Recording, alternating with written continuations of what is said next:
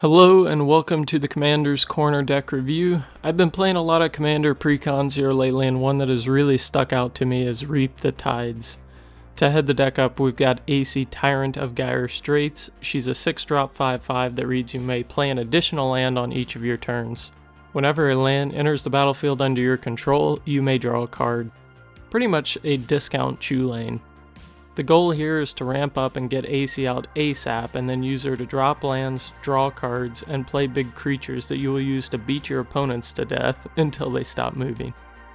Now that we have an idea about the commander, let's go over the Commander's Corner grading criteria.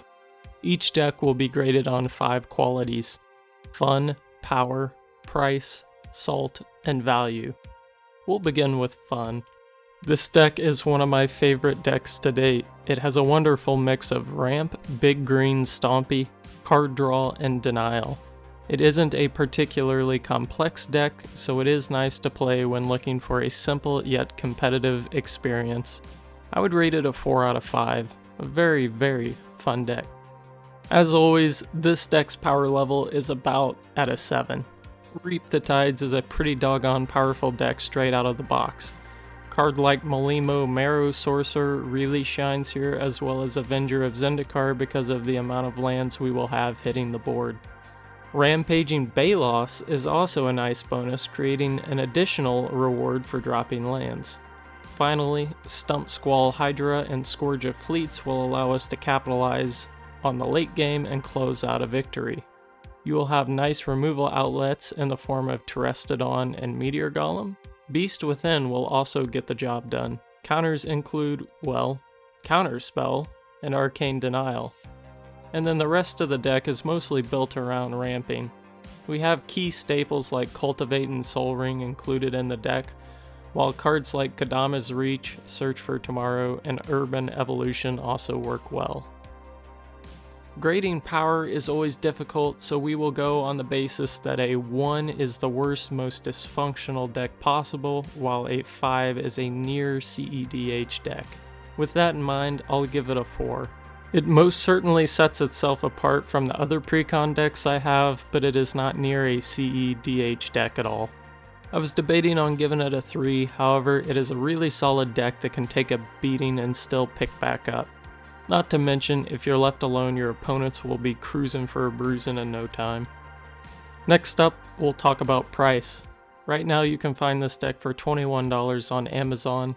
At this price point, it is a really easy deck to pick up, and one I often recommend to newer players. As a side note, this was my first precon deck, and helped me get a grasp on Commander.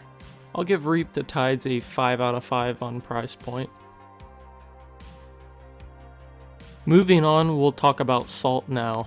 This deck has the potential to generate some salt aside from the counters, but it is fairly rare that you would get to do so. I'm sure no one is tickled to death to see a Terrestodon come out, nor a kicked Slim Voda or a Stormtide Leviathan. In this case, I'll give it a 4 out of 5 on salt generation, 5 being no salt and 1 being maximum salt. Finally, we come to value. When price checking the deck's cards, we come out to about $46. With the price of the deck being set to $21, this is a great deal.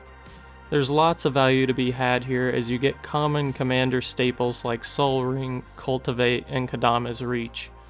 Not to mention quite a few non-basic lands, including a Reliquary Tower.